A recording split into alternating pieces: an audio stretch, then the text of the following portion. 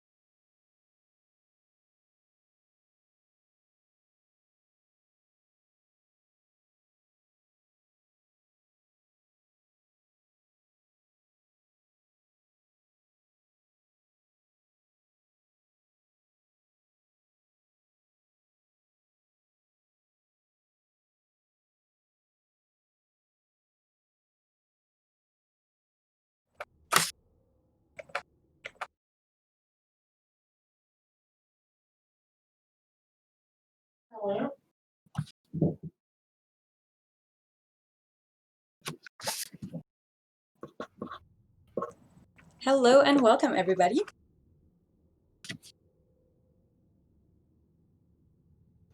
I just realized that my push-to-talk button for Discord is not the same, so you won't be able to hear me.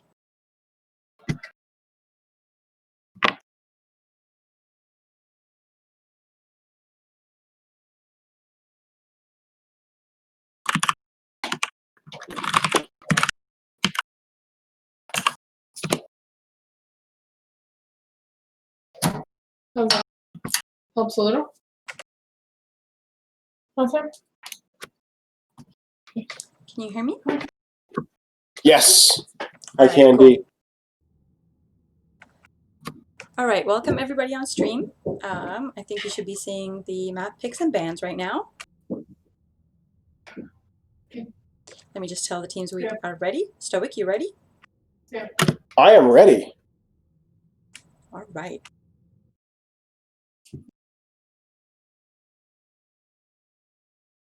So today we're watching Respect the Goose versus -10 armor. We've got Respect the Goose on the left-hand side, the blue team, and -10 armor will be the red team on the right-hand side.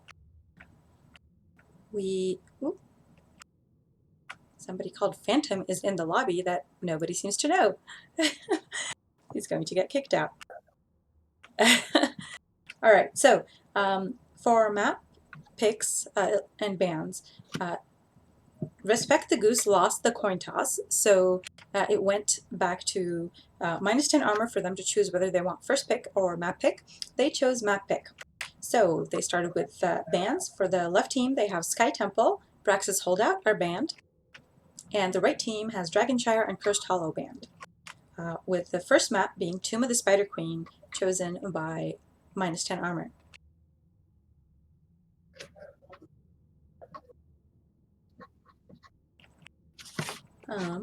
Looks like we are about to head into the game. No extra people watching. Oh, and I should introduce Stoic. I'm sorry, I'm new to the CoCast Think thing. Stoic is here co-casting with me today. Thank you so much for coming, Stoic. Yeah, I'm happy to be here. I'm excited for what we hear because with -10 armor taking map pick rather than first pick, they must have something ready for us here on Tomb of the Spider Queen. Yeah, that'll be interesting. A lot of the time people will opt for the first pick, but they must have like a certain map strategy that they want to try out here. We've got first. Yeah, this is a. Sorry, go ahead. Oh, sorry. No, I was gonna say this has got lots of ways you can play this map. So hopefully they teach us something good here tonight. Yeah, Division C-West. I'm looking forward to see what they do. Our sister team can't counterpick Stupid and currently chasing Samuro. Sister teams, I suppose, are both also in C-West. Hi, Tyrant and GNR Hertz. Welcome to the stream.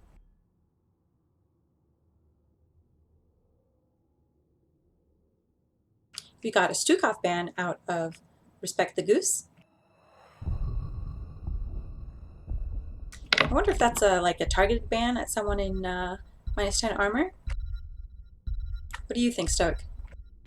Yeah, looking at their match history, they played Stukov in about 30% of their matches, it looks like. So that's possibly that they are looking to keep Johnny KA off a hero he likes to play.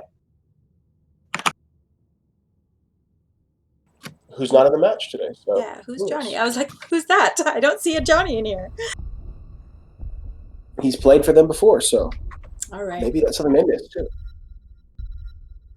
We get a Johanna ban, which is a fairly typical ban, especially on this map. We get a Kilthas ban. That's also fairly typical, I suppose. With the Johanna ban, I wonder if they'll take out ETC here as well, choking out both of those two top-tier tanks right now. I was casting earlier today Division A East, I believe, and their bans were like all tanks, basically. So by the time they had to choose their tanks, there were like 6 tanks gone. It's very fun. All right, we got a Garrosh ban, so another tank taken out of the equation here. All right, we're starting to get the honks in the stream chat. Everybody's honking for Respect the Goose.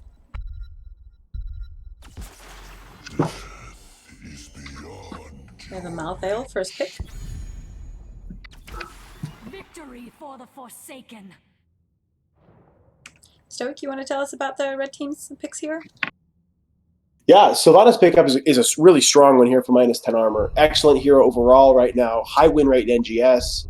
And solid on any of these maps. I mean, Sylvanas becomes such a threat. With Zool as well combined, I mean, that is incredible lane pressure here. Maybe -10 armor had planned just to run these lanes down. With that Zool Sylvanas pick, they definitely can make that happen. Yeah, that's a lot of lane clear right there, like wave clear. It's that's pretty amazing. I'm surprised Zool got through. We get a Mal'Ganis and Greymane in response. That is not my favorite Greymane skin, I must say.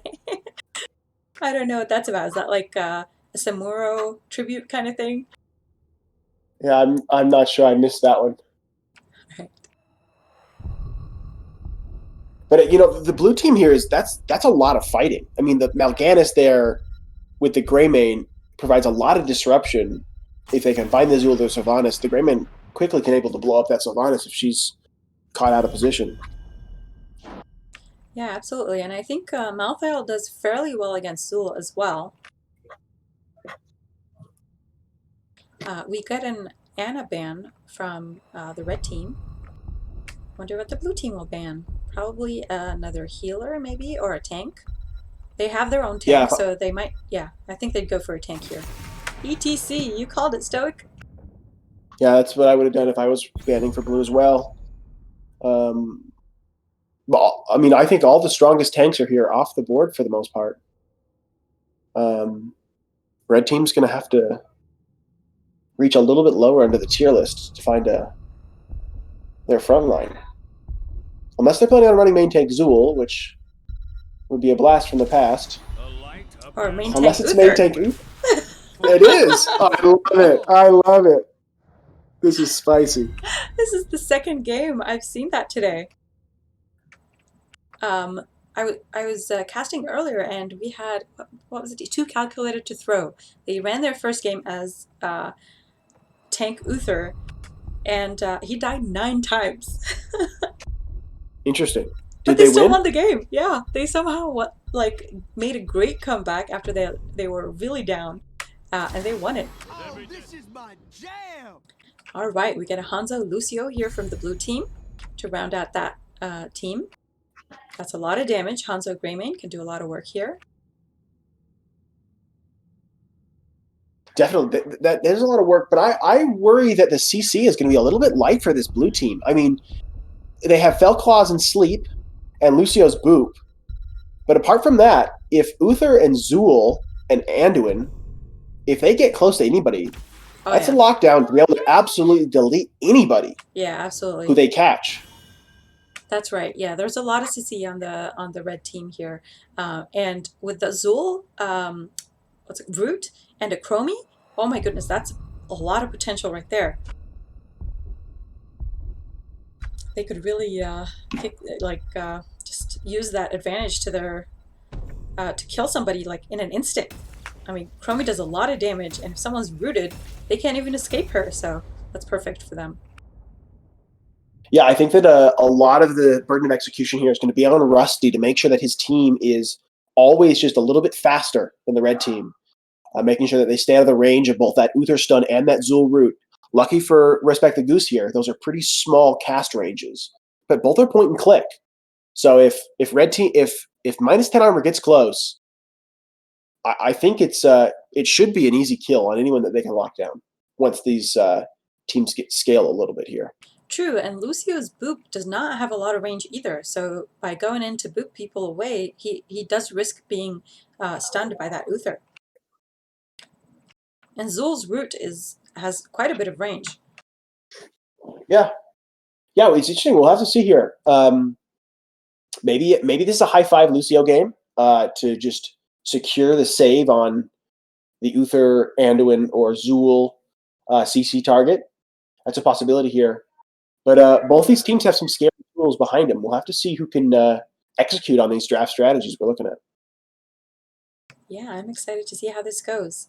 We totally they really did have a specific comp in mind, so I guess that's why they chose the map instead of first pick.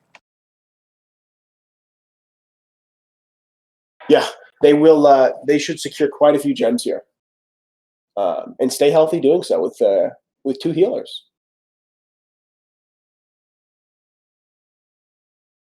I am looking forward to seeing this. Game is almost all loaded. I'm going to switch us to game mode. Let's see. There we go. Tyrant says bad weather is mucking with his stream watching. How bad is the weather there? I mean, we had a really bad thunderstorm yesterday, but there was no lightning. There was no, well, there was a bit of rain later, but yeah, it wasn't that bad. Thunderstorm hit us too last night, and it was my dog was keeping me up all night. Oh, Very scared. well, Idaho isn't too far from here. No, it's just hop, skipping, and a jump. Yep. Well, as this map keeps loading here, Tomb of the Spider Queen, important to recognize that we'll probably see these teams put high priority onto that top lane where the boss mercenary camp spawns. Middle lane, each team has a bruiser camp to clash. Oftentimes, teams will take those bruisers to secure turn-ins.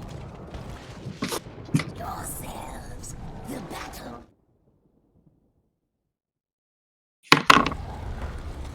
All right, let me introduce the blue team here. A player just disconnected. Oh no, somebody disconnected. But looks like he's back. Goliath. All right, we've got Arco for Respect the Goose on the The Mal'Ganis. match begins. We've in got Rusty on 10 the seconds. Lucio. We've got 5, Rayman is still 4, Goliath 3. is yeah, they have to pause the game. That's not working out for them.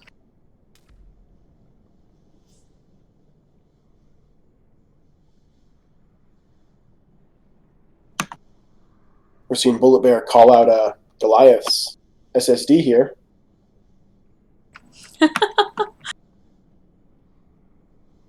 And Rusty taking the opportunity to hunk a lot. Hi, Killadorn. Thank you so much. He's cheering us on.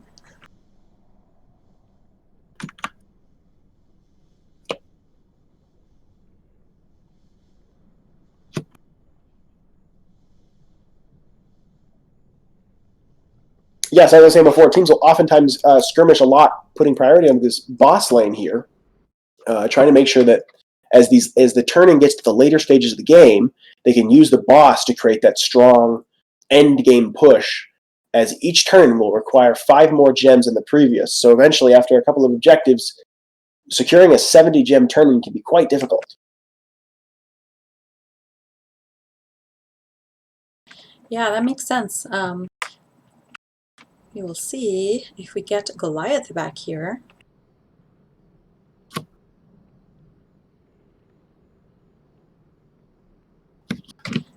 I probably need to turn on the timer.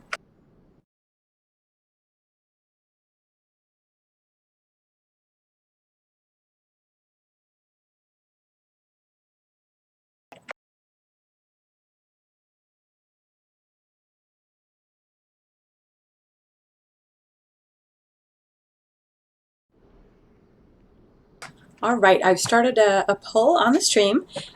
Tell me whose draft you like more, Team 1 or Team 2. So team on the left is Respect the Goose, and team on the right is -10 armor. So are you a fan of the Uther tank or the more traditional team on the left? Goliath is reconnecting, it looks like.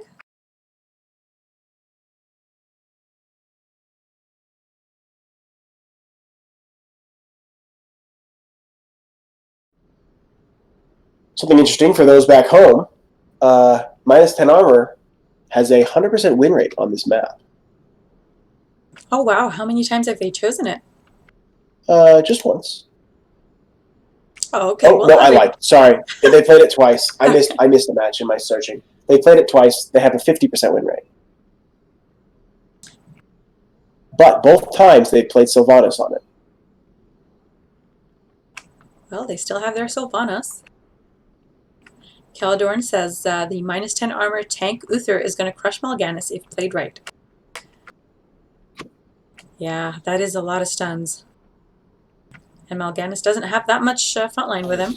Rejoice. 2, 1. Here we go. Let the battle begin.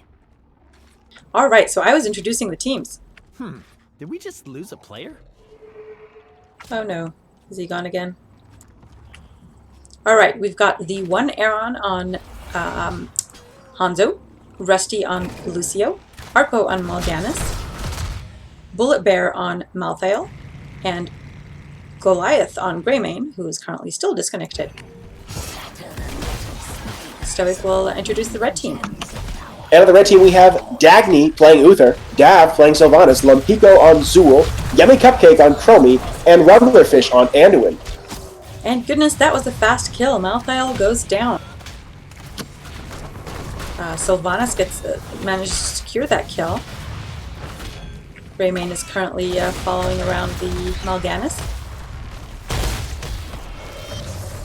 I forgot to ask them to make me a referee so I could ask them questions in the game if necessary. Like right here, whether they want to pause again. Looks like the red team was a little forward there. Yep. Minute in here, good thing to note that red team has a significant gem advantage, having 18 gems over their blue counterparts of only 11. Ooh, Rusty taking so much Rusty, as damage. Sorry, you go for it. Go ahead. Big stun to Rusty there coming to that Uther, and he immediately deleted. Excellent follow by that Chromie, making sure that she hit both of her Sandblast there. Excellent job there. Good call-outs from the Uther tank, I'm sure. Now they take lane priority here as the blue team is forced to rotate safely. Finally realizing they probably want to pause and see if they can get that Greymane back for their team. Yeah. It is difficult to play a tournament game with an AI. They are really not that good.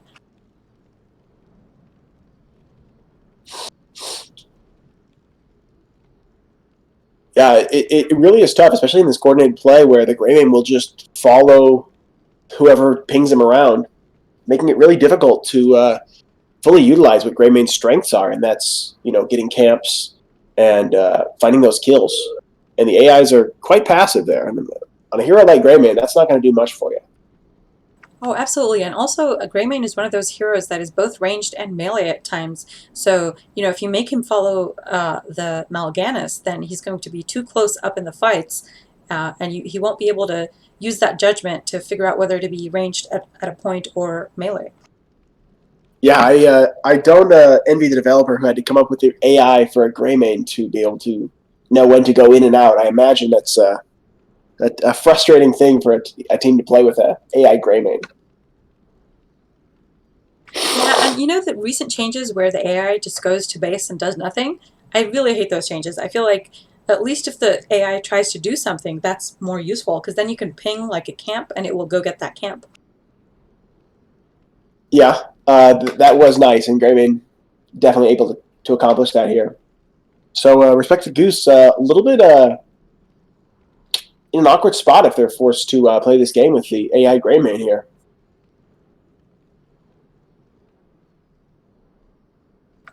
Caladorn, thank you for redeeming your strawberries. I just made them strawberries recently, and I think they look so cute, so you can now get strawberries on my stream. Excellent. Sounds like an awesome use of the channel points called strawberries. I love the idea.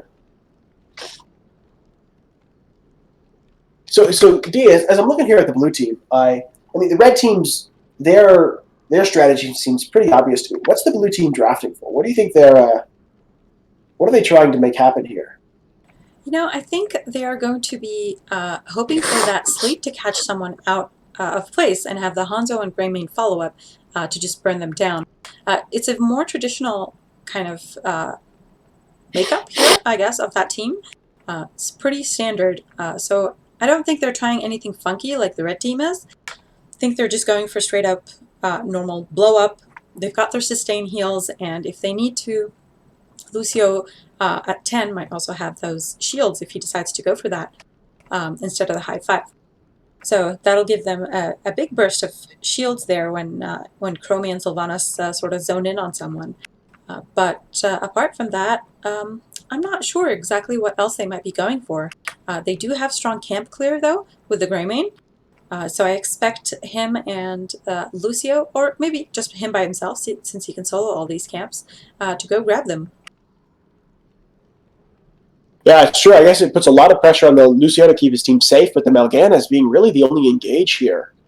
I guess he's got to look for the Uther out of position or wait for Uther's stun to be down. Otherwise, Mal'Ganis is such a susceptible tank to CC it himself. So we'll hopefully see some high-level play here out of Arco. Yeah, I think that will be necessary. He will really need to play this well to be able to counter that Uther stun and eventually maybe double stuns. Yeah. Also, I'm looking at the blue team. I'm thinking they have some pretty good single target damage there, especially with the Malthael if he goes last rites. And the Greymane, Greymane has excellent single target damage there. But, Uther and Anduin both have pretty strong single target healing. I wonder if that will make it difficult for them to confirm a kill with Uther having his quick heals and armor, and Anduin having that strong single target healing as well. Yeah, I wonder, but at the same time, you have to keep in mind that both Chromie and Sylvanas are very squishy. Like, Greymane can probably solo Chromie in like all of 2 seconds, or a second even. So, it's they are still going to have to be careful because that is a lot of burst on very squishy people. Zul will be a little harder, of course. That is true. But if that Chromie or Sylvanas is ever in danger range of Greymane, I think that's going to be a little bit forward of them. Because Greymane, I love playing Greymane, but Chromie's range definitely something that Greymane wants to be wary of. So if he gets close to that Chromie, it better be because she's out of position. Otherwise, I think he'll be out of position. True. We'll Yeah, true. They do need to wait for those opportunities for Sylvanas or Chromie to be out of position. I'm starting to wonder if this game is going to happen. Yeah, that is true. If Respect the Goose does not manage to get Goliath back on soon, they may have to forfeit this game.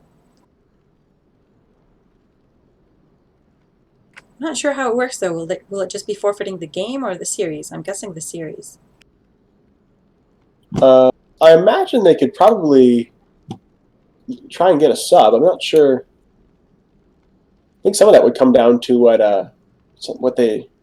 minus 10 armor gives them, but maybe it is a series. But I'd like to hope that they could get a sub. Yeah. Call in the backup.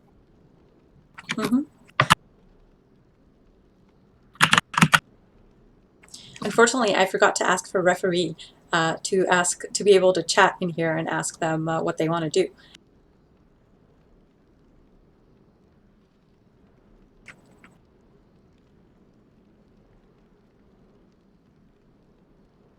Yeah, so taking a look at the rules here for those back at home as well. It looks like if a player who's disconnected during draft, the game can be remade with a sub.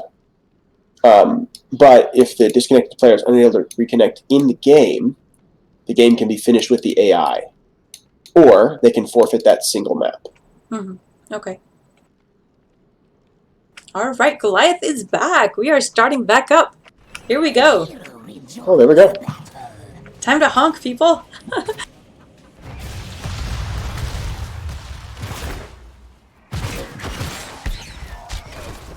Got the red team here clearing that mid wave. They're making quick work of it. They'll likely be coming up to not lose any of the soak here, or they can interrupt the blue team on rotation. Yeah, strong damage coming out there. Red team having a lot of that lane clear priority. As we're seeing blue struggle to kind of crawl back into there. Also with a significant gem lead now, with 21 turned in, 17 in the bank.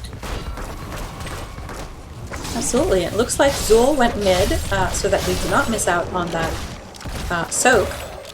And he's also he's got a couple of gems to pick up.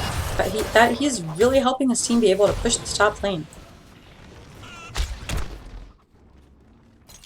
Looks like... Oh, go ahead. Look at Bullet Bear waiting for that unsafe rotation from Lompico. Lompico taking the smart way around, making sure that he is safe. As I say that, Goliath gets caught out and escapes with just a hair of health there. He had 99 health. Literally 99 health. Oh my gosh. Excellent reaction time. I'd have probably been dead. Yeah, great job by the blue team here protecting their teammate.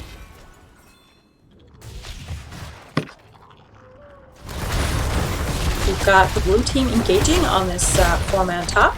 That Uther is very low. He is about to die, and down he goes.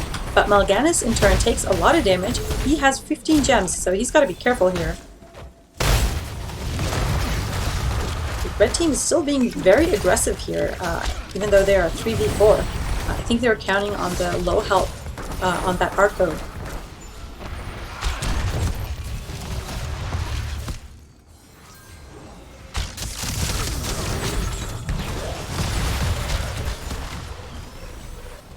Stoic, do you want to Uther's say now just Uther's now just joining his team here. Zool doing a great job soaking 2 of these lanes at a time with 25 gems here. Red team's looking for that turn in. They're going to probably find it in the bottom lane unless Bullet Bear can get there in time. Looks like will not, as the first objective phase will go to the red team. And down here, it looks like Lompico's trying to get some damage in on the Malthael, but he does not manage to get enough damage in. Feel free to fill the silences, Stoic. Yeah, I'm trying to feel give you a like chance red to team talk. is rotating at the top, as we said, probably would happen before. Mal'Ganis finds a little bit of damage and look for a sleep. We'll use that movement speed to escape here as the Red Rapiers have now descended. Red team probably looking to get this top wall at least. The gem counts are not showing up where under Stoic, by the way, Caledorn. I'm not sure where else they would show up. Arco stepping in, getting stunned by Uther. Rooted again by Anduin. Will follow me there. Yes, Sylvanas does find it. Wow, Goliath is going down as well with that Chromie. Great aim right there. And the red team is pushing in top lane, letting Malthael deal with the middle lane, while that spider is definitely doing a lot of damage to that fort as well. They managed to secure that top fort. That's Yeah, a 2 lot heroes, of top fort, and almost middle is excellent first Web Weaver phase. Absolutely. Looks like they're going for the mid fort right now as well, since it's already pretty low. Uther just has to be careful here. Sylvanas disables that fort, so they're not really all that afraid.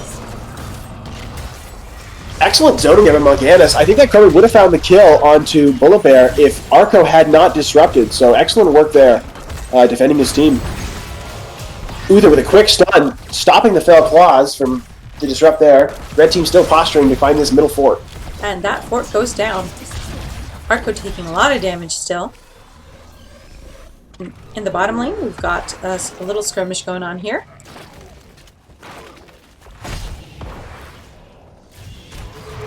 Now the red team here is looking at their job here is trying to deny, as they have level 10 advantage. They're looking to deny the turner from blue, who's holding 60 gems almost. Excellent heal from Anduin, and Arco will fall to Mal'Ganis, forced to retreat as the blue team now without a tank and still down level 10 talent tier. Yeah, absolutely. That was an engage that they really should have avoided. That is the reason you don't do rotations mid-bot, because this place is a funnel, basically.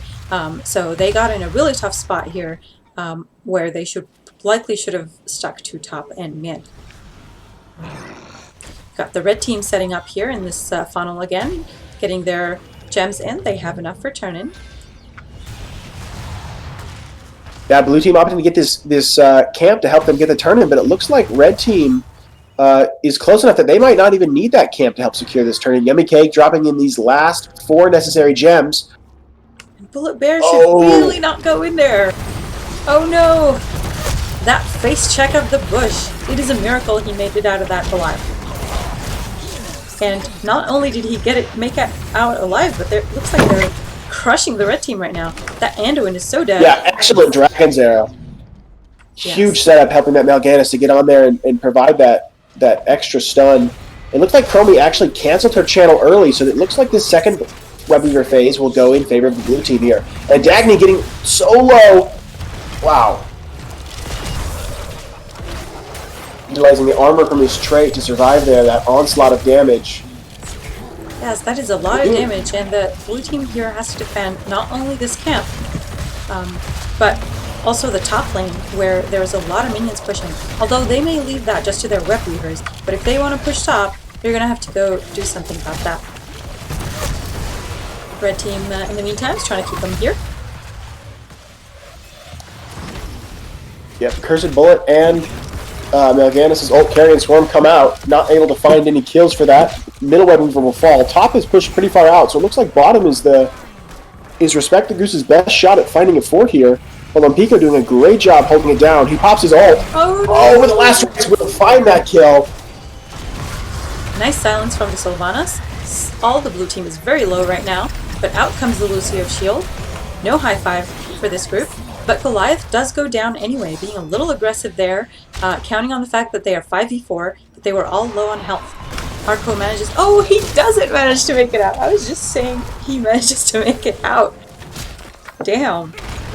Yeah, excellent use of that temporal loop there to make sure that that Goliath was back, an easy kill. Now it looks like with the help of Sylvanas and Chromie, this bottom fort is looking pretty much in danger. Zool forced to respond top.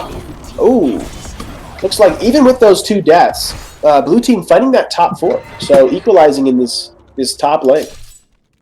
Yes, but now the red team has their 13s, and they have turn-in, and the blue team will need to be defending this as much as they can. But it looks like in the top lane, Sylvanas will get the turn-in for the red team, while everybody's distracted bottom. Yeah, if I'm the blue team, I want to clear this mid wave as fast as possible, get this away from my keep wall. The web weavers will go out as far as the minion wave, so making sure they push this back is so important. And they'll do it. They'll need to probably clear this next one. Malthael, though, letting the wave pass as the top lane has also been pushed all the way to the keep wall. Yeah, and dealing with both spiders and a 5-man team is going to be really rough here, and I expect this keep to take some serious damage here, unless the blue team can put out a lot of damage to kill that spider. But I mean, they do have Sylvanas, so she can disable that fort, really hampering their ability to defend this. But it looks like the red team is backing off a bit. Mal'Ganis uses his ult. A lot of damage taken by the red team. Anduin uses his ult as well, protects his team. Oh my goodness! Yeah, dragons are really interrupting. Got kills going out on both sides as Malthael finds the Uther, but the red team cleaning house with Lucio, Greymane, Hanzo, and Malthael all following Arco now running for his life. It is a bloodbath. 4 members yeah, this of fight was the so team long that died. Sylvanas will have her black arrows up again, and this top keep is gonna fall. With Red Weavers now pushed in on the middle and bottom, -10 armor in a commanding spot in this game 1. I'm pretty sure this keep goes down. Well, yep, there it goes. Let's see in the bottom lane. It looks like spiders are almost dead. But the red team are hanging out around here. I wonder if they're trying to trickle those deaths in, or if they're seriously considering going for core. They are now level 16, so they are 2 levels ahead of Respect the Goose. Enormous wave bottom will also find the bottom keep. That is 3 keeps going to fall in this phase. 16 talent to your advantage, 11 to 5 kills. -10 armor looking extremely strong in game 1 against Respect the Goose. Absolutely, that's 5 structures left for -10 armor, and only, well, 0 left for 0 left for Respect the Goose. So this is going to be a rough game for Respect the Goose to try to come back from this. Looks like they're looking for that engage in that tight space. Red team's taking a lot of damage. Down goes the Sylvanas, but Anduin saves his team. Yeah, Sylvanas' arrow missing while Hanzo arrow connects, causes 2 deaths. Sylvanas and Chromie both falling. Dagny also quite low. Lampico in the middle of the blue team, not quite sure where to go, being body blocked by Bullet and Rusty. Goliath gets on the other side of him to help Hanzo finish that kill. Dagny, trying to get the heal, is also looking quite low. Suddenly, only the 2 healers alive. As Respect the Goose has something to say about falling behind this game, they're not going to go down without another fight. Yeah, absolutely. They're really showing here that a comeback is possible, but they do have so much pressure on their lanes. If they don't deal with this, we will have catapults on core doing permanent damage any minute now. Yeah, it's actually a really interesting spot for -10 armor. The lanes are so far pushed that it makes it almost impossible for them to safely collect these gems. I think this next tournament, while they're only 6 away, will be a very slow collection if they try to get this before blue team gets their turn-in. Yeah, and I expect the blue team to try to get that turn-in as soon as possible to try to push out those lanes as well. Yeah, blue team takes the siege camp bottom, which will find that bottom well. Blue team's looking to collapse maybe here on this Anduin. Luckily, Chromie drops her time trap, allow her team to reposition into a more safe corridor. Both Both of these heading to teams the so mid lane. close. The blue team still has Malthael in the top lane.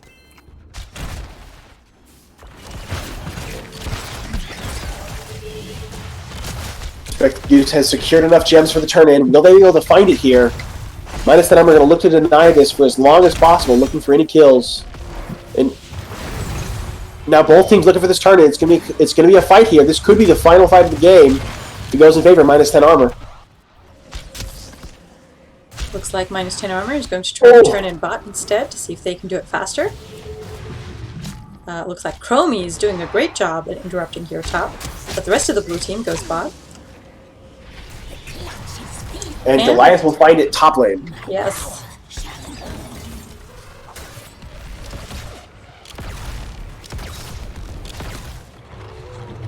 Alright, so respect this is a lot of work to get done here.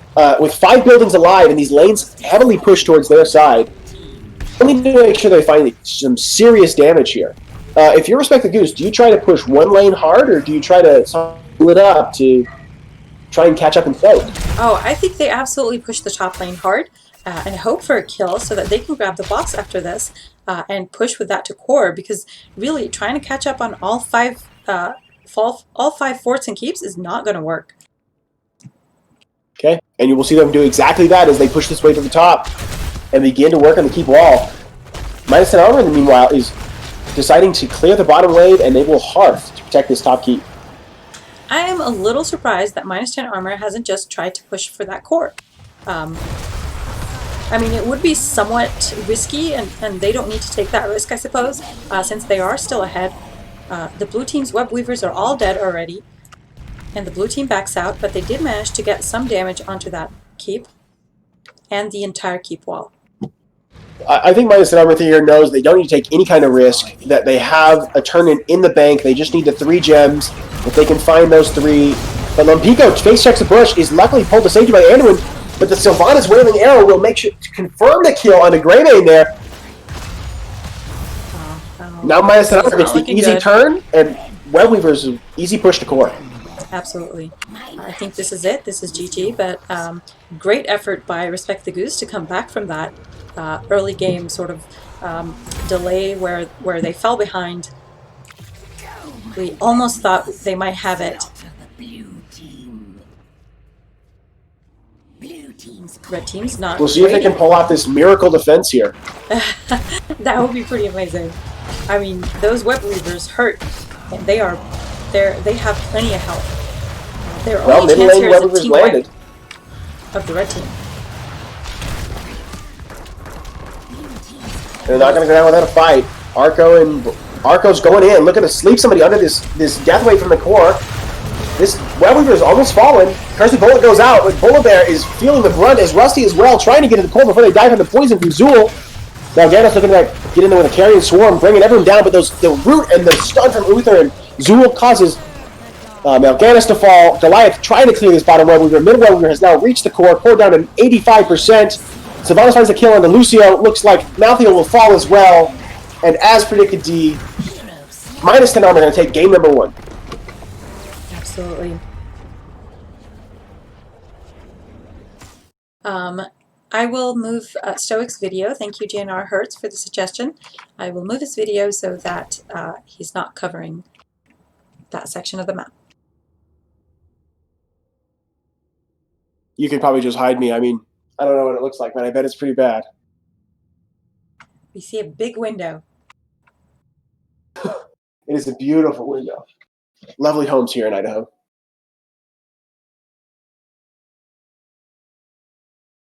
Wow, kills and damage definitely telling a story in this game, with Crow with 57,000 against the top damage on Hanzo at 40,000. Kills 15 to 18 at the end of game 1 on 2 of the Spider Queen. And look at all that damage coming out of that Chromie. 57k. I mean, that is a strong Chromie. She only had 1 death, matched by the Hanzo, also 1 death.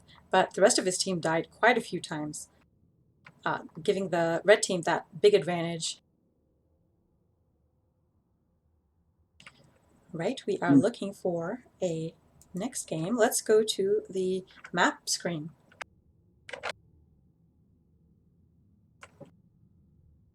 Gotta update the score.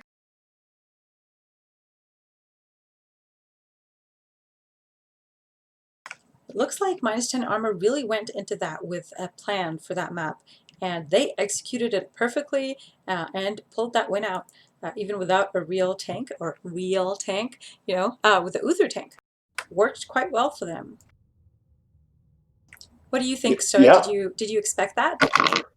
Yeah, I think Uther and Mal'Ganis is definitely as a occasional tank player myself. I don't want to play Mal'Ganis into that kind of point and click stun coming out of an Uther. I wonder if it was their strategy going into it or if it was a specific counter in draft. I would love to know. But definitely the CC there made it hard for Arco to set up those engages. Oftentimes, I think the kills coming out of Respect the Goose came out of the Dragon's Arrow from the one Aaron, really setting up that big AoE stun that allowed then Mal'Ganis to almost get the follow-up, reversing the classic of tank engage, someone else follows up. I think that they relied so much on the Hanzo there to secure those kills.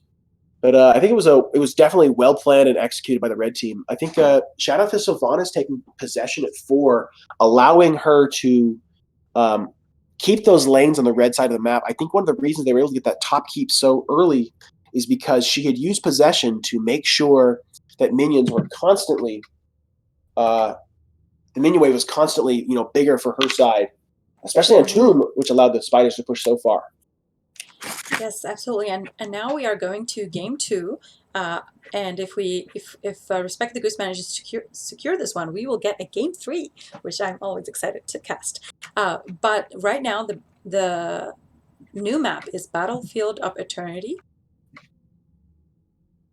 Looks like it was chosen by Respect the Goose, so they opted for map pick this time instead of well, they were left with first pick last time.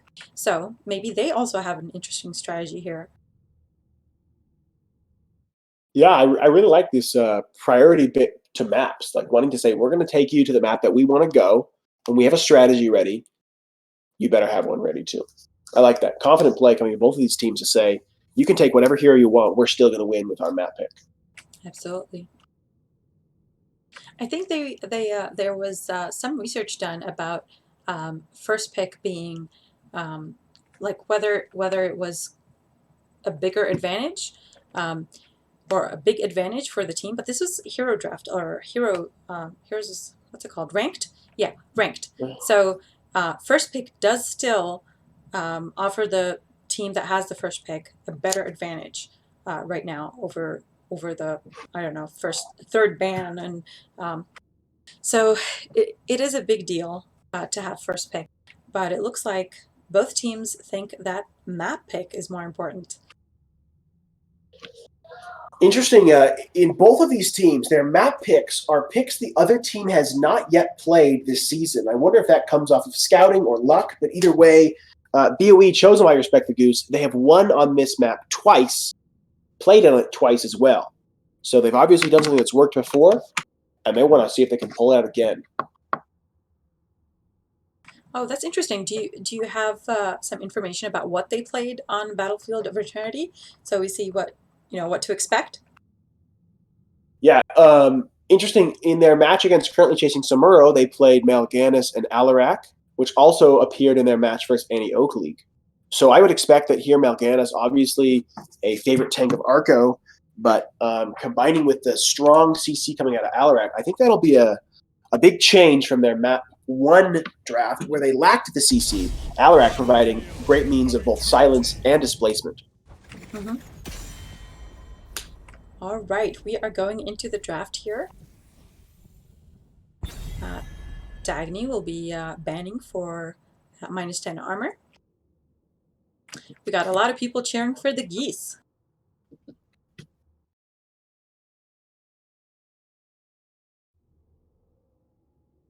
Gotta respect the Goose. So much honking.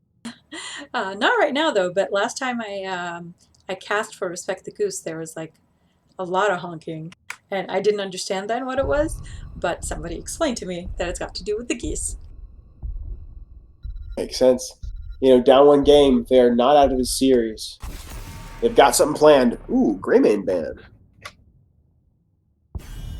Is it meta? Is it respect? Is it both? I think it is pretty meta on this map. I mean, Greymane is really strong here. He can take down that Immortal like in no time, so that's a good ban. Looks like the Stukov ban comes in from Respect the Goose. Respect the Goose, yeah. That is the same ban they had last match. So I'm starting to think that that was definitely a target ban. Yeah, I think you're right here. Also, come out with that Tracer ban. Looks to be they don't want Goliath on Tracer or Greymane. Mm-hmm. And I mean, Tracer right now is fairly powerful. So if you don't want to deal with her, if you don't want to take her, it's a good idea to just get rid of her. And I mean, a Tracer first pick is asking for trouble. So so you really, or even early pick, anywhere in the first threes would not be a great idea. And yes, Valkyrie, that is D and Stoic. Red team here having first pick. It would be hard for me to see them pick anything other than a hero like Johanna, and it is Johanna. Dagny picking up arguably the strongest tank in Heroes of the Storm right now. Yeah, that is a great first pick, followed up by a Vala from Respect the Goose.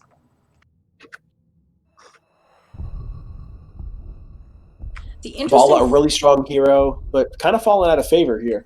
yeah, the interesting thing about Vala is that her win rate on this map is not quite as high as you might expect it to be, given how well she does on the Immortal. I actually have some insight here, playing lots of Vala myself. I think that Vala here, oftentimes going the Q build, gives such incredible damage on that Immortal. I mean, after level 7, I mean, unmatched DPS on the Immortal, but it makes her a little bit weaker in the team fight. Vala being just an incredible auto attacker, changing into that kind of mage style means she's a good racer, but not as good in the team fight as she could be with a more standard hyper carry or auto attack build. Mm-hmm. We get a response. We got a response here out of -10 armor. Do you want to talk about it, Stoic? Their picks. Yeah, Thrall is a strong laner, has good poke. I think he's really strong during this phase because of that. He provides the CC during the team fights, but during objectives, the poke allows him to continue to force the team back. And Li Ming, excellent racer if he chooses to go for the Q build, or can just be a super strong team fight presence going Calamity. Yeah, and we see a Malthael again out of Bullet Bear. I'm not sure if this is like a particularly great map for him, but it looked like that might be a comfort pick for Respect the Goose. Thank you, Beggy Ara, for the follow. All right, third band's coming in. We see an Ana band from Respect the Goose. I imagine they pick up, maybe not Alarak here. Maybe it's the Lucio Melganis. That's my thinking here coming out of Respect the Goose. Still probably wanting some CC pre-10. But Anduin taking it away from the other hero, Melganis, as we said. That gives us a strong root. And a Fellclaw's sleep combo to follow it up allows Vala to get tons of damage during that. Mm-hmm. A little stronger CC here.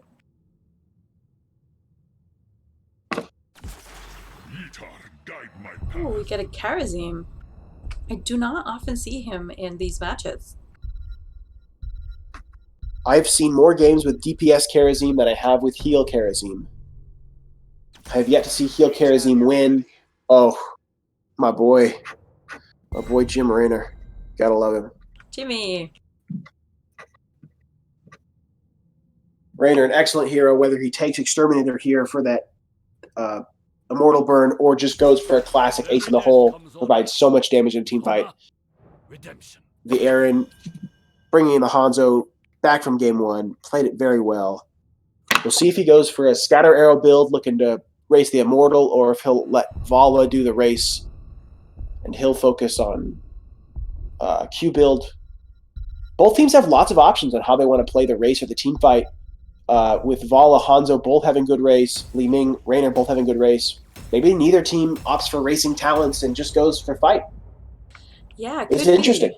And we have three of the same characters from last game from Respect the Goose, whereas -10 armor has completely changed their draft. So I'm really looking forward to see how they play this one. You know, it's different than what we've seen so far. That's a really good point. We kind of know what the Hanzo will do. He could change his build. The Melganis we've seen, the Malthael we've seen. Interesting. I also wonder if Karazim will struggle a bit with healing compared to what Anduin can put out, because Anduin does have a lot more output of healing, I think, than Karazim can muster. I think you're right. Karazim needs to be doing those auto attacks to get his full value. And if Malthael takes healing reduction or Mal'Ganis focuses down that Karazim, that'll be a tough day for -10 armor getting the heals that they need. So that is a good notice there. Interesting pick in the healer. Yeah, it looks like Rusty's standing there dancing. Okay, let me introduce the blue team. Respect the Goose. We've got Rusty on the Anduin, Arco on Mal'Ganis, Goliath on the Vala. I think that's Vala at least. Aaron on Hanzo, and Bullet Bear on the Malthael. And for the red team, -10 armor, up one game in this series. Dagny playing Johanna, Lompico playing Karazim, Yummy Cupcake, MVP probably from last game playing Raynor, Rumbler Fish playing Thrall, and Dav on the Li Ming. Red team going in hot. Both teams kind of dancing around before this wave. Red team getting quite a lot of poke here on the blue team, but Anduin able to heal that up quite quickly. Raynor jumping in, using his Inspire, trying to get some free damage on Goliath. Goliath dropping down to half health. Johanna getting a blind out. Wave clear priority goes in favor of -10 armor. Li Ming looking for free damage. That Raynor is taking a lot of damage though. I mean, he's in a pretty vulnerable position if he goes any forward anymore, but he knows that and he backs out and gets a sippy cup. Opting to take his tap extremely early. Yes, that is less than a minute into the game. But the camps are now up. Let's see if anybody makes a play for the camps. For those back at home wondering why Dav is blinking every 3 seconds, it's because looking to get that extra 10% damage of magic missiles that comes after using teleport. After taking that Aether Walker skill at level 1. Aether Walker, probably. Getting on the quick camp clear as Arco finds, looks like Johanna in the back and Lompico. Lompico able to Radiant Dash away. Ooh, survives with just a sliver of health there. Blue team does not seem to have checked here yet, but that Vala vaults in and she will die for her trouble. It is unfortunate that the rest of her team did not think of that sooner. They could have secured both the Raynor and that Karazim kill, because Vala did a lot of damage to those heroes. Malthael checking the top camp, but Thrall is not on it. Yeah, really quick decision by the Vala to check that her team just a little bit behind, engaged in that lane fight. I wonder if -10 armor was intentionally trying to drag out that fight to give Raynor those few seconds he needed to clear that siege camp. Mm-hmm. Yeah, it seemed like that's what they were doing, sort of, not scaring, but like distracting the blue team, you know? Just engaging. But I mean, you'd think that if you're engaged in a fight, you would notice that it's now 4v3 instead of 4v4 as usual. Yeah. Dagny goes in to check, but it's too late. That camp is done. Oh, wow. Oh, team looking really low. Li Ming finding a reset. Will she find another? 2 resets. Karazim Raynor, though, finishing the kills. As this siege camp is going to be on the keep wall. Will they stay to clear the bruiser camp? It looks like they will. Oh, absolutely. They now have time. I mean, the blue team is missing 2 members, so they've got plenty of time to get to that immortal, and it's actually close to them here in the bottom lane. Yeah, -10 armor now in a significant lead with about a half-level lead and a significant race on this immortal. Malthael, Hanzo, and Vala now going down to respond, but they will arrive a little bit too late to contest before the halftime. Mm-hmm. Thrall Immortals is in staying up aggressive here. position. Oh wow, they are melting that immortal. Blue team tries to come in, but I'm not sure they can defend against that Ming and her angles. Looks like Yummy Cupcake's about to die. He goes down. Anduin saves Bullet Bear, just barely. Johanna taking a lot of damage as well. Down she goes. I don't think it's going to be enough for them to be able to race still. Like the death timers are just so short this early in the game that I think the red team is still going to get this immortal. And it will have a full shield unless the blue team tries to do some damage to it. Yeah, blue team really in a tough spot, but finding the Pico, a little bit out of position here, will be able to dash to Li Ming to escape, not even going to need that. Thrall, during this whole time, continuing to sow, the red team will get the level 7 advantage. Looks like Johanna going to step down to finally finish off this Immortal. Pretty darn close to full health. I'd call that a full shield Immortal, which will be going down the top lane for -10 armor. Absolutely. How much value do you think it's going to get? I mean, they are down their level 7s, but they should be grabbing it here anytime for Respect the Goose. But yeah, that's going to be an Immortal for -10 armor. And it looks like -10 armor is looking to push bottom lane instead of pushing with Immortal. Interesting choice here. They need to act quickly and clear this wave. This Immortal will be very quickly cleared here with the likes of Vala and Hanzo. Interesting choice with the incredible race potential from the blue team. The red team, though, they'll find the top wall and the bottom wall. Can they get this fourth, though? That's a question. Real structure damage is what's needed here on this map. Now, Dana's coming down to respond to help the Bullet Bear. Li Ming Orb doing a large chunk of damage. Johanna stunned. Has Iron Skin still available and can step away if she needs it, but turn around and get the line on the Mal'Ganis Bullet Bear. Red team now coming down to respond. Thrall remains in the top lane. This is now a 4v5. Look at this Li Ming Orbs taking so much, giving so much damage on Bullet Bear and Arco. Even though it's 5v4 here, they seem to be doing not too bad. I mean, that fort is almost dead. And Li Ming's got poke for days. She can really poke it down with some orbs. Yeah, she really does. Taking a little bit of a hit there from the Hanzo, getting her armor reduced. But she'll be fine, continuing to get all of that value from her level 1 as she blinks and then casts her magic missiles. And with the magic missile build, that is quite a bit of stacked up damage there. Red team will get top and bottom camps now as they secure that. Look in the top lane where Thrall has put in so much damage into that Malthael and grabbed the top camp. Malthael makes it away with just barely a sliver of health, and Thrall gets to push with this camp unless the blue team responds, which they do, followed by the red team who are trying to get that kill. Vala instantly melted as she comes in from a poor position there. Yeah, now red team -1 really close to getting that level 10 advantage. Blue team trying to find some value before they're down a talent tier. Spear Thrower is now in a position to advance onto the fort. They'll start shooting the well and the fort at the same time. A little bit of a unfortunate case. But it looks like ultimately well falls. And fort will not be pressured as Raynor begins to race with Thrall.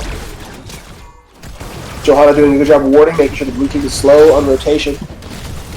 And in the meantime, while the red team was pushing top, that bottom fort did go down. The red team now just waiting to continue that race. Blue team has to defend here. They finally have their level 10s. So there is some hope here. Oh, that was a great stun by Vala. Caught so many people in it and did a lot of damage to the red team. Oh, but now oh, don't walk through that. Almost dead Vala was walking into the Hyperion, but she managed to get out. The red team lost 2 members to the blue team's 1. Looks like the blue team is still looking here to engage. Li Ming is so low, but she manages to make it away. Vala comes back. Wow, what a team fight there for Respect the Goose. I mean, incredible CC chain with the Dragon's Arrow into the Raid of Vengeance, into the Light Bomb, Mal'Ganis Sleep. I mean, that was just well coordinated. That's the kind of combo you'd love to see. Yeah, absolutely. And although Vala started hitting the Immortal, she did have to back. So, I mean, because really anybody could have just gone down there and like one-shot her. She had no help. So now the blue team is back, still defending. Red team decides to take this camp, forcing the blue team to decide between defending that camp and defending the Immortal, where they could just sneak somebody in. A blue team chooses the Immortal, and here they go. Another team fight coming. That light bomb goes out. Oh, that dragon arrow. The time between those team fights is enough, and all those abilities are back up for Respect the Goose. Vala will follow them before anyone else. that Malthael doing work on the back line. He managed to kill Raynor, but look at Lompico. He had 80 health. He managed to survive that. Skin of his teeth. Absolutely, and of course the blue team cannot defend this 3v4 anymore, and the red team gets the Immortal with a pretty full shield. I mean, it's like maybe 60% full shield, so that's going to be a pretty strong Immortal, especially now that this fort is gone, and it will be pushing towards the keep. Yeah, with an Immortal and the wave, even though this Bruiser camp will be cleaned up, this is a really strong push for minus 10 armor. I was worried about the Kerosene pick. He's down about 10,000 in healing, but it looks like it's not going to matter as red team is up in kills. You don't need to heal your team if the other team is dead. True, and Arco here took a lot of damage, a lot of poke before managing to get back beyond behind those walls. And Johanna taking a lot of damage. Look at that Malthael health. Oh my goodness, she had 5 health. Oh, that was incredible. Excellent palm there coming out of the Kerosene to keep Johanna alive as she continues to push this keep down. 13 talent tier advantage. Leaning wave of force coming out. Oh, Mal'Ganis interrupted. Yummy Cake now getting low, but finding the kill onto Malthael before he falls. Down goes that Malthael, down goes that Mal'Ganis and Bala. And the red team is now on the blue team's core. Only at level 13. We are only 11 minutes into the game, and it looks like this is it. With Li Ming with low mana, Rumblefish with only half health, and this is a scary situation here. Blessed Shield comes out for the Johanna to find the stun, but it looks like it is enough. Wow, in an upset, minus 10 armor will take out Respect the Goose. Wow, that was well played by minus 10 armor, and they managed to really make use of those Immortals and push very hard here. Very fast win. Not quite like the first game where it was a little closer. Yeah, wow, what a game there. Let's take a look at the stats here.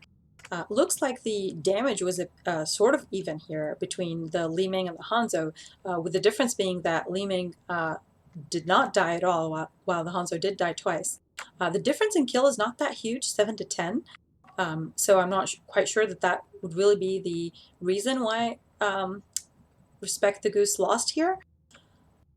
But damn, what do you think snowballed that, Stoic? Yeah, I think that while the kill differential was not hugely significant, I think that the timing of the kills was always right before the objective or on the team fight on the objective, which meant that the kills were extremely impactful when they did happen. Meaning that, you know, if you lose 2 people in the early game, it's not such a big deal. But if you lose someone right before an objective, that can swing the tide. I think we saw Respect the Goose oftentimes on the back foot there. Going into an Immortal phase or going into the halftime of an Immortal. Right, yeah. Which really made them constantly responding. And on a map like BOE, you have to make decisions. Absolutely. And it looks like we might have an interview here. Let me talk to Yummy Cupcake and see if he is willing to talk to us.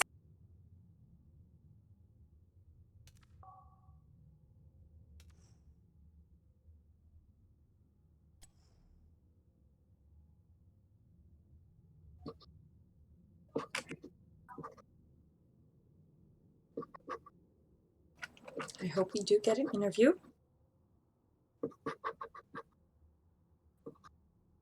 Yeah, I mean, I'd love to hear from this team. Minus 10 Armor came out today and played 2 really great games back to back, putting on a show on both Tomb of the Spider Queen and BOE. Lots of things to pick up here for players tuning in, but also lots of things to continue to cheer for. I mean, there were a lot of moments here. If you're a minus 10 Armor fan, lots of great moments there. All right, so I'm going to have to disconnect the Discord call to be able to join the lobby for the interview.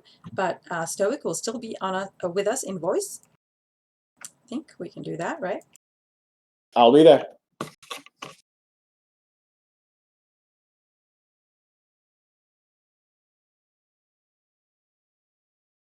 Hello. Hello.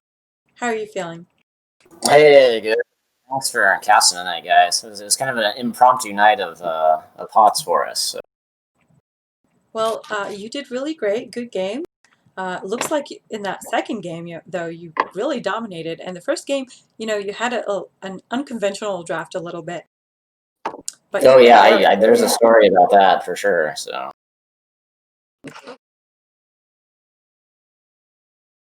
the game was supposed to start. Dave, who is remodeling his kitchen with his wife and has been doing so since about Christmas. So you know how those projects go. He gets on Discord and he's like, "Hey man, how's it going?" I'm like, "Yeah, fine." And I'm playing Witcher 3 at this point, and Lompico is sitting on his couch with his dogs at this point, like, "Oh, I wonder what I should do tonight." That's what he said when he got on. And then, fortunately, we were able to wrangle up a Rumbler Fish who was playing. Have you guys heard of Minecraft Dungeons? I guess it's like Diablo, but in Minecraft. Oh, I've not heard of that. Yeah, so we're just our team is scattered into the wind across all of the video gaming and couch sitting with dogs, which is always good. And then we're like, okay, so we got together and we got in that draft, and for some reason I forget what the bands were, but we're like, oh, Zool's available, and that completely threw our entire team. And I'm sure you guys were like, oh, it was all calculated, but it was not whatsoever. And the Chromie last pick was also weird. So I ended up playing Chromie, and that's just because the team was all screaming Chromie, and I haven't played Chromie in a while. So Well, you did great with that Chromie anyway. well, I want to give the geese, the savage geese, the credit too. With I don't know, they might have been having some DC problems or lag, and I'm not sure what was going on. That's true. First game, we did wait for Goliath quite a bit. But yeah, double support is always fun. So that was entertaining. Stoic, do you have any questions as well? Yeah, I mean that game one. You say it was just kind of a random thing, but I don't know. Have you guys practiced that before with the Uther, Zool, Anduin trio? Well, Zool's been so hard to get. I mean, for the last number of months, right? So. Not an NGS, but the double support. I mean, Uther. That's actually it's the little known story of our name. 10 Armor came from a long time ago. There was a Blizzard patch note. There was a blue post saying that Uther now has 10 Armor. So that's what we named our team after because we thought it was funny. But we do love the Uther tank, especially. Dagny's actually kind of our historic player on that. Although I don't think he was playing the Uther tonight. But no, we love screwing around with double support in quick match. We think that's a lot of fun sometimes. So, but yeah, into their comp, I mean, they were kind of they had no dive, is what we noticed. And so with the Zool, we thought, I mean, other than Mal'Ganis, so we were like, well, if we get the double support and can blow up the Mal'Ganis, we thought we'd be all right. Yeah. That was from what I saw the story of that game. You were all right, and you blew up the Mal'Ganis. Yeah, of course, giving them the handicap of the connection issues. I mean, like I said, I don't know how bad that was on their end. So. Well done. And do you have any shout outs you'd like to make? I think you did really great these couple of games. It was fun to watch. Well, as always, want to shout out to you guys for doing all the casting and all the rest of the NGS crew for all of the tireless infrastructure effort. It's a lot of work, so we appreciate that. Definitely the geese. Want to shout out to them. And then our 6-man tonight was not Rumbler Fish because he was the one we pulled out of that exciting Minecraft dungeon, apparently. So tonight's shout out to our 6-man goes to Johnny Caw. So, yeah. Well, thank you so much for the interview. If Stoic doesn't have any more questions, we will head out for the night. You good, Stoic? No, excellent game. Yeah, we got excellent games. Well played. Congrats to the team. Yeah. All right, guys. Thanks, guys. Have a good one. Thank you. You too. All right, Stoic. I think our time here is done. It is a little unfortunate that we didn't get a third game, but it's great for -10 Armor. Congratulations to them. They played really well and deserved those wins.